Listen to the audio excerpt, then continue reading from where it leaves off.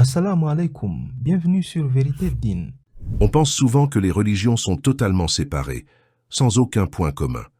Pourtant, lorsqu'on regarde l'histoire de plus près, certaines traditions présentent des ressemblances étonnantes, parfois méconnues du grand public.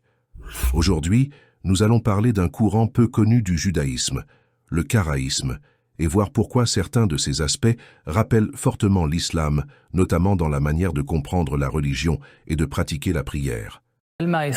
Aux alentours de 700 ans après Jésus-Christ, pour se différencier de l'islam, le judaïsme rabbinique a décidé de ne pas continuer à prier comme les musulmans et que la prière se ferait donc désormais de façon assise et plus en se prosternant. Attention, il ne s'agit pas de dire que les deux religions sont identiques, mais de comprendre les points de convergence historique et spirituelle. Commençons par le rapport au texte sacré. L'une des principales ressemblances entre le karaïsme et l'islam concerne le rapport à la révélation écrite. Les juifs karaïtes reconnaissent uniquement la Torah écrite comme autorité religieuse. Ils rejettent la tradition orale, en particulier le Talmud, estimant que la parole révélée de Dieu suffit à elle seule. Les rabbins nous sont très hostiles jusqu'à aujourd'hui. Il s'agit d'une hostilité historique. Dans le judaïsme karaïte, les rabbins ne sont que des messagers qui interprètent la Torah au sens propre. Ils sont en fait les intermédiaires entre les fidèles et la Torah. Alors que dans le judaïsme rabbinique, les rabbins ont autorité d'interpréter la Torah pour faire de nouvelles lois. Selon la loi rabbinique, même si ton rabbin te dit que noir c'est blanc, tu dois lui dire Amen, ce qui ne correspond pas à notre dogme karaïte, a déclaré Shlomo Gaver, président de l'Association du judaïsme karaïte mondial. En effet, cette approche rappelle fortement l'islam où le Coran est considéré comme la référence suprême interprétée par la parole du prophète Muhammad paix d'Allah sur lui et où aucune tradition ne peut contredire le texte révélé. Dans les deux cas, on retrouve l'idée que le croyant doit revenir directement à la parole de Dieu et ne pas la remplacer par des interprétations humaines figées.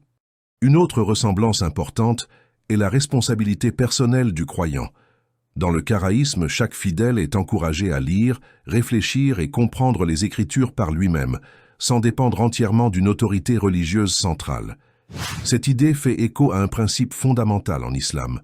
Chaque musulman est responsable de sa foi, de ses actes et de sa compréhension du message divin. La relation avec Dieu est directe, fondée sur la sincérité, la recherche de la vérité et la soumission à sa volonté. L'une des ressemblances les plus frappantes concerne la prière. En fait, la prière karaïte inclut des prosternations complètes où le fidèle se penche jusqu'à poser le front au sol, une pratique largement disparue dans le judaïsme rabbinique.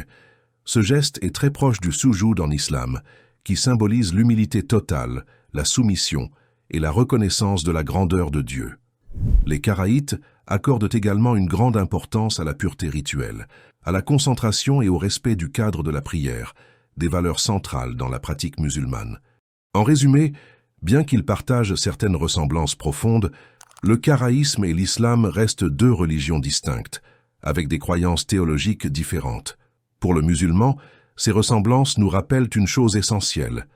La soumission à Dieu n'a jamais changé. Depuis les prophètes d'autrefois jusqu'au message final de l'islam, l'appel est le même. Adorer Allah seul, suivre sa révélation et se soumettre à lui. L'islam ne vient pas innover.